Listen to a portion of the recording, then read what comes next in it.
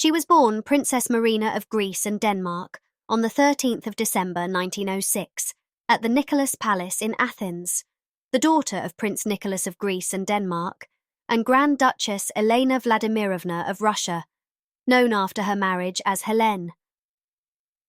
Nicholas was the fourth child of King George I of Greece and the brother of King Constantine I, while Helene was a niece of Emperor Alexander III of Russia and a cousin of Tsar Nicholas II. Marina was the youngest of three children. Her sisters, Olga and Elizabeth, were born in 1903 and 1904 respectively. Unlike her previous pregnancies, Helene found Marina's birth incredibly difficult and, according to Nicholas, was so seriously ill and so fragile that she could take little or no part in public life. Marina's childhood was very much a tale of two cities. For the first decade, she lived a blissful life in Greece, her only ailment being one leg slightly shorter than the other, which she did not allow to infringe on fun with her sisters. She was raised, in part, by a kind but regimental English nanny called Kate Fox, who instilled in her a precociousness specific to English children. When Marina's grandmother, Queen Olga of Greece, noticed her saying her prayers in English and asked why she did not say them in Greek, Marina explained that she had arranged it with God. I told him I liked to talk to him in English best, and he said, "Please yourself, Marina. All languages are the same to me." When Marina was 11, she and her family were forced to flee the country after the constitutional arrangements in Greece collapsed during the First World War, travelling first to Switzerland before settling in Paris. Although she enjoyed her years in France and the education she received at Princess Meschersky's celebrated finishing school, life was not easy. The family struggled to find a permanent home and jumped between hotels and small apartments.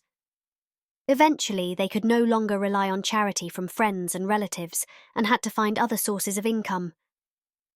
Prince Nicholas gave private lessons in painting and sold many of his own pieces, while Helene set up a nursery school in the city. The nursery, at Helene's insistence, mixed children of noble families with those whose parents were servants, and Marina threw herself into work there, playing games with the toddlers and bathing the babies. It was while in France that she began to use clothes, makeup and hairstyling to enhance her already striking features, and quickly gained a reputation as the most stylish of royal women, even amongst her equals. Infanta Eulalia of Spain, the daughter of Queen Isabella II, called Marina the most beautiful princess in Europe, and said that any man would fall in love with her easily. This reputation resulted in her catching the eye of many a royal bachelor, and she was at one time spoken of as a potential bride for Tsar Boris III of Bulgaria, though this idea was snuffed out when it was concluded that an adequate enough dowry could not be provided by her family. One such young prince who saw his head turned was Marina's second cousin George, the artistic youngest son of King George V and Queen Mary of the United Kingdom. Though Marina and her family had met the Windsors a number of times over the years, most accounts suggest that she and George did not become properly acquainted until 1933. In the September of that year, Marina accompanied her sister Olga and her brother-in-law, Prince Paul of Yugoslavia, on a trip to London. During this trip, they attended a lunch organised by Lady Emerald Cunard, the American-born society hostess who had married the heir to the Cunard shipping line. It was at this lunch that George and Marina first crossed paths, and a friendship was born. Despite spending a lot of time together during this visit, Marina returned home without anything resembling a romance between her and George, who is reported to have found her rather intimidating at times. However, those close to the pair believed that it was Marina's strong character, unstuffiness and self-confidence that he eventually became attracted to. In early 1934, Marina returned to London to spend even more time with George, and Olga and Paul started to notice a growing closeness between the pair, as well as a number of mutual interests such as classical music, dancing and shooting. It was by now clear to many in royal circles that a fully fledged relationship was on the cards. The king and queen were supportive of the couple. In their view, Marina was a stabilizing force in George's life, and the right sort of person for him to settle down with after a youth packed with vices. The American socialite Alice Kiki Preston, known as the girl with the silver syringe, had introduced the young prince to cocaine and morphine, and there are rumours to this day that the pair conceived a child together. George eventually recovered from his drug addiction, but only after he was put effectively into house arrest with a team of nurses by his brother David, the then Prince of Wales. Kiki Preston died in 1946 when she jumped out of the window of her fifth-floor apartment at the Stanhope Hotel in New York. Described by Prince Louis Ferdinand of Prussia as effeminate and used a strong perfume, George had shared his bed with men and women with equal frequency and passion, and is rumoured to have had a penchant for cross-dressing. Lovers were said to have included romantic novelist Dame Barbara Cartland, the film star Jesse Matthews, Jorge Ferrara, the son of the then Argentine ambassador, and the playwright Noel Coward, who would later become a close friend of Marina's. His adventurous sex life came to a head in 1932, when Buckingham Palace were said to have paid a large sum of money to retrieve a series of letters George had sent to a male lover living in France. In August 1934, George joined Marina and her family on a holiday to Bled Castle in Yugoslavia, where she had become a popular member of the social circle and was known as an excellent tennis player and skier. During the trip, allegedly while Marina was giving him a manicure, he finally proposed, and she emphatically accepted. The engagement was kept a closely guarded secret until it had received the king's blessing, with George telling the Daily Mail just 3 days before the official announcement that there is no truth at all in these rumours. In a break from royal tradition, the couple gave a small press conference within days of the engagement being made public, and Marina told the cameras that she was very happy and looking forward to coming to England. Following the announcement, the couple made a short trip to Salzburg, where they showed so much affection for each other that their fellow hotel guests began to speculate that they had already secretly married. After the holiday, and to large and excited crowds, Marina returned to her home in Paris as a changed woman. People took an obsessive interest in her every move, word and action, and she was more than happy to feed this interest, giving frequent interviews to journalists from around the world. The phones at Balmoral were constantly ringing with messages of congratulations, and the story of the engagement dominated both the British and American newspapers. George returned to Britain to an equally jubilant public and was greeted with thousands of well-wishers' letters when he arrived home. Almost immediately, he organised for an engagement ring to be made by Cartier, consisting of an emerald-cut cashmere sapphire, which was said at the time to be Marina's favourite jewel. George also bought 3 eternity rings for the wedding ceremony, which Marina requested be set with rubies, diamonds and sapphires to represent the Union flag. On the 17th of September, Marina and her parents arrived at Victoria Station in London to the warmest of welcomes. As many as 50,000 people were said to have lined the streets from the station, which newspapers declared the largest greeting a foreign princess had received in Britain since Princess Alexandra of Denmark arrived to marry the future King Edward VII in 1863. The car, which was sent to collect the family, was bombarded with flowers thrown from the pavements, and at several points the police barricades were overrun by people desperate to get a glimpse of Marina. She was so overwhelmed by the experience that eyewitnesses recall seeing her wipe away tears. In October, the king gave George the ancient title of Duke of Kent, which had once been held by Queen Victoria's father, and a month later, on the 29th of November, the couple were married at Westminster Abbey. Marina wore a typically stylish silver and white gown with a 15-foot train designed by Edward Molyneux, who had produced outfits for Greta Garbo and Vivian Leigh, and sewn in part by Russian refugees at her request.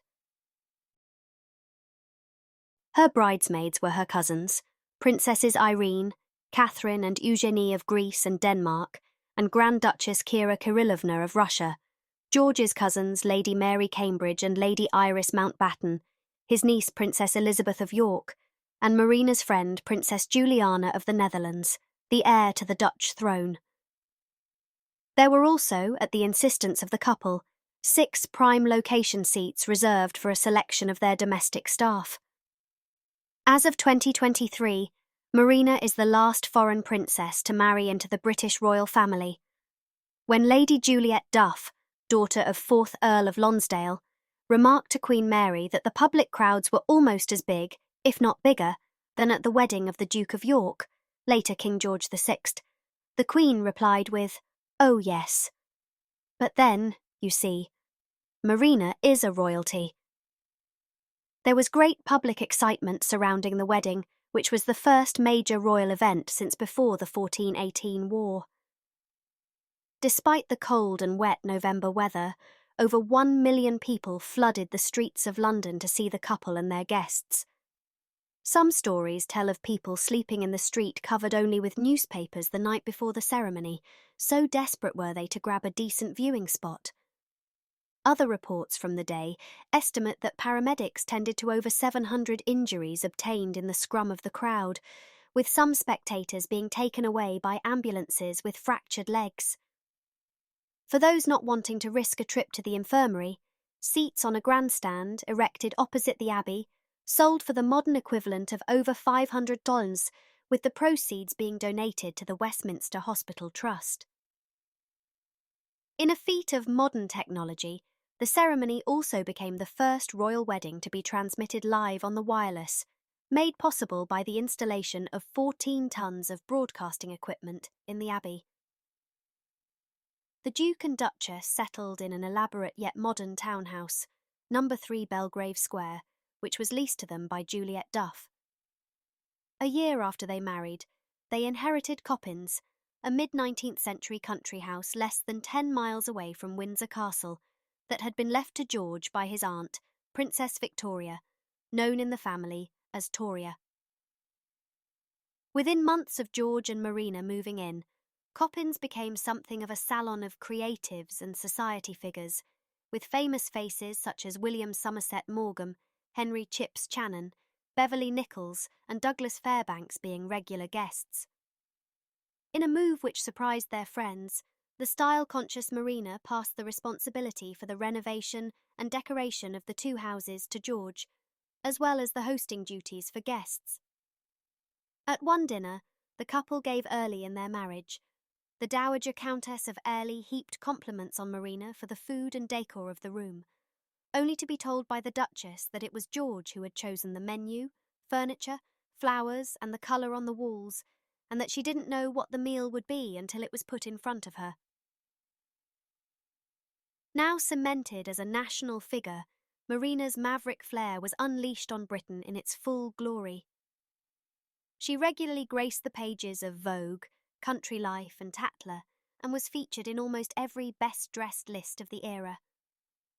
Her signature fashion choices, such as pillbox hats and trousers, as well as her public smoking, were considered incredibly progressive for the time and became hugely popular among the moneyed women of Britain. An ostrich-feathered sailor hat was sold by the hundreds within days of Marina being seen wearing it, and some society ladies even attempted to retrain their walk to copy the Duchess's slight limp, as they had done with her grandmother-in-law, Queen Alexandra. Not everyone, however, was entirely approving of Marina's daring manner. The King and Queen were known to be an extremely traditional couple for their time, with Queen Mary still wearing floor-length dresses and toque hats on a daily basis in the 1930s and 40s, long after they had gone out of fashion. Though fond of her son's new wife, the Queen would sometimes subtly try to discourage some of Marina's style choices, always to no avail. When the King's disapproval of the Duchess's coloured nail polish was expressed to her by her mother-in-law, it was batted back with a reply of, "Your George might not like it, but mine does." Despite enjoying her work in nursing and for the Wrens, The war placed many strains on Marina's personal life and put her in the difficult situation of being on a different side to both of her sisters, whom she had been incredibly close to. In January 1934, 11 months before Marina and George had walked down the aisle, Elizabeth married the Bavarian nobleman Count Karl Theodor of Thüringen-Jettenbach, who was slightly too close to the German government for the liking of British intelligence services. In 1935, the Thüringen family moved out of the Munich palace they had lived in for generations so it could become part of Nazi Party headquarters, and the Count himself was known to have had meetings with Prince Christoph of Hesse, the head of the research office of the Reich Aviation Ministry. In Yugoslavia, the usually strongly Anglophilic Prince Paul, who had been appointed Prince Regent in place of the infant King Peter II, was backed into a corner by Hitler and forced to sign a treaty that allowed the German forces uninterrupted passage through his country to Greece. This resulted in his overthrow, and in 1941, he and Olga were arrested by the British as enemy collaborators. They were taken to Kenya, at that time still a British colony, and detained in a house near Lake Naivasha, not far from the home of a certain Kiki Preston. Despite incessant pleas from George and Marina to their friend and regular Coppins visitor Winston Churchill, the government would not even consider detaining Paul and Olga in Britain, insisting they were both security risks. Marina's difficult war peaked in 1942. On the 25th of August, George and a selection of his RAF colleagues embarked on a trip by air from northern Scotland to Iceland to inspect British air bases. Their plane departed from Invergordon at 1:10 p.m. following the standard pre-flight checks, during which no issues were detected. At around 1:40 p.m., residents of the village of Berrydale heard a loud bang from the misty high grounds. The aircraft had nosedived into the hillside and exploded on impact, killing 14 of its 15 passengers. The Duke was among the 14 and became the first British royal to die in active service for 450 years. To this day, there remains a cloud of mystery around the crash. Relatives of the sole survivor, Flight Sergeant Andrew Jack, claim that he and the other flight crew were unfairly blamed for the accident by the official inquiry, and that George himself was piloting the plane at the time of impact. There are further allegations that the true number of people on board was 16, the extra passenger apparently being a male lover of the Duke's, whose identity has never been revealed. Tragically, this all occurred only 7 weeks after the Duchess had given birth to another son, Prince Michael. Upon being told the news, Marina became inconsolable with grief. She stopped talking completely and would alternate between animalistic wailing and staring out of the window for hours in silence, while cries of, "Where's my daddy?" could often be heard from the young Princess Alexandra. At the funeral, Marina spent almost the entire service on her knees, weeping and silently praying, and King George VI later told confidants that it was the most moving family funeral he'd ever been to. Marina's niece, Archduchess Helen of Austria, remembered her aunt feeling alienated in the time following George's death. This was unsurprising, as she had lived in England for less than a decade at the time of the crash, with most of her birth family and friends scattered across Europe. More importantly, although she was a much adored figure across Britain, Marina could not help feeling that she was slightly separate from the British royal family, if not above them. She regarded the Windsors as something of a mishmash of low-level aristocracy and outright commoners, while she was a princess by birth. Indeed, she would often refer to Queen Elizabeth, wife of George VI, and the Duchess of Gloucester as those common little Scotch girls, an allusion to both of their fathers being relatively minor Scottish peers. This feeling of alienation would undoubtedly have been exacerbated when she was informed that, as she was now a widow, she was no longer had access to the $25,000, about $980,000 in today's currency, of civil list money her late husband received annually from the government. This led to the humiliating ordeal of Marina having to auction off most of George's possessions, as well as a number of her own, in order to run her 2 households and bring up her 3 young children. There is, however, evidence of the family providing support where they could.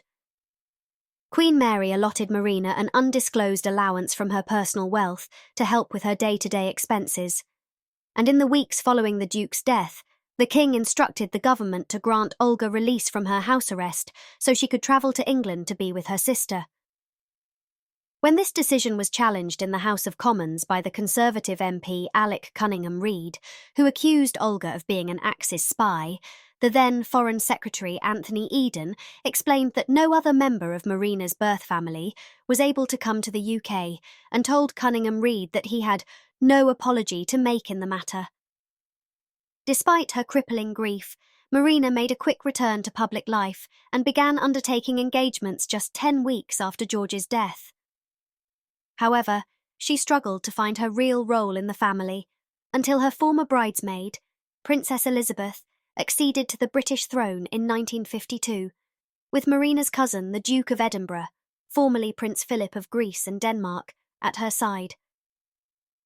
She had been incredibly kind to the young couple, hosting them at Coppins while they were courting and helping to nurture their relationship in its early days. The Queen showed her gratitude by entrusting her aunt with a new role in the new court.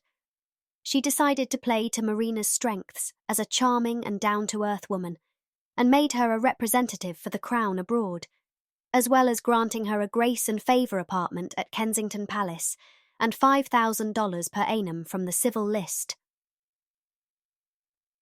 The first overseas visit was a 5-week tour of southern Asia in the September before the coronation, which saw Marina and the 16-year-old Duke of Kent journey to Sri Lanka, Singapore, Malaya, Sarawak, North Borneo, and Hong Kong. These visits were more than just handshaking. They involved real business of state. For over a decade, she travelled to a string of former British colonies, mostly in Africa, to hand over their instruments of independence and open the first session of their new parliaments on the Queen's behalf. The first was Ghana in 1957. Then came Lesotho and Botswana, the capital city of which is home to the Princess Marina Hospital. She was also the first member of the family to visit post-war Germany and made several successful trips to Commonwealth realms such as Canada and Australia, where she was met with the rapturous crowds she had become accustomed to. Marina was also often deployed to charm foreign royalty, especially those she was linked to by blood. When her cousin King Paul of Greece and his wife Queen Frederica visited Britain in 1963, it was she who greeted them at the airport. She later represented the British royal family at the wedding of Princess Beatrix of the Netherlands, the eldest daughter of her old friend and former bridesmaid, Queen Juliana. In 1961, Edward's marriage to Lady Catherine Worsley had displaced his mother as the Duchess of Kent. The new and rather geriatric style of Dowager Duchess of Kent was almost immediately rejected by the still relatively young Marina, and, with the Queen's permission, she was instead known as Princess Marina, Duchess of Kent. Though she herself never remarried, most likely out of respect for her children and the memory of their father, Marina's later life was not without romance. In recent years, it's been revealed that she had an incredibly close relationship with the American actor and comedian Danny Kaye, who she had first met just after the war at a showbiz party. As he fitted into her social circle so well, it was not widely known that he and Marina were anything more than friends. As she approached her 60s, Marina remained a visible and popular member of the royal family, and could often be seen accompanying her children and the wider family at events, still displaying the same elegance and vigour she had in her 20s. However, in summer 1968, she cancelled an official engagement for the first time since joining the House of Windsor nearly 35 years earlier. The reason of a slight knee injury was given, though in reality, Marina had been noticing some weakening in her left leg for a while. This weakening worsened as the months went on, soon spreading to Marina's left arm, and she became prone to stumbles and trips. Following a more serious fall on the 17th of July, in which she hit her head, she was taken to hospital in Bloomsbury, where she remained for a few days before being sent home to Kensington Palace with strict instructions to rest. However, this relatively minor accident unveiled something far more serious than anyone was expecting. Routine tests undertaken while in hospital revealed that Marina had a brain tumour which had reached the stage of inoperability, and doctors gave her 7 months to live at the most. While accounts on whether Marina herself was made aware of the extent of this diagnosis are ambiguous, her children went out of their way to keep their mother's illness a secret from others, with most of her family and friends kept unaware of the seriousness of her condition. Despite her prognosis, Princess Marina passed away in her sleep just 5 weeks after the discovery of the tumour on the 27th of August 1968, 2 days after the anniversary of her husband's death. This was an enormous shock to just about everyone, not least her children, who had expected to have as long as half a year giving their mother a comfortable and enjoyable end to her life. They were, however, grateful that Marina's end was not drawn out and that she was not forced to go through a complete deterioration of her health. In a letter to Cecil Beaton, Princess Alexandra expressed relief that, "My sweet mamma knew no pain, and now she is at peace." Buckingham Palace announced a week of court mourning, and all flags at royal residences were lowered to half-mast. Virtually every member of the royal family attended the funeral at St George's Chapel, led by the Queen, the Duke of Edinburgh and Queen Elizabeth, the Queen Mother. The Duke of Windsor, without the Duchess, made the trip from France, in what would be his last appearance at a royal event before his death 4 years later. A collection of European royals also came to say goodbye. From Marina's native Greece, though they now lived in exile in Rome, came King Constantine II, Queen Anne-Marie, and Queen Frederica, the Queen Mother. Other royal guests included Helen, the exiled Queen Mother of Romania, a Greek-Danish cousin, Princess Paola of Belgium, and Umberto II, the last King of Italy. As at her wedding, the funeral included contributions from senior figures in the Greek Orthodox Church's British delegation. As well as this long list of the great and good ordinary British people lined the route of the procession in their thousands, as they had done when Marina first arrived in 1934. This large turnout from the public was seen as a gesture of thanks to the glamorous globetrotter who had made their country her home and worked tirelessly in its service.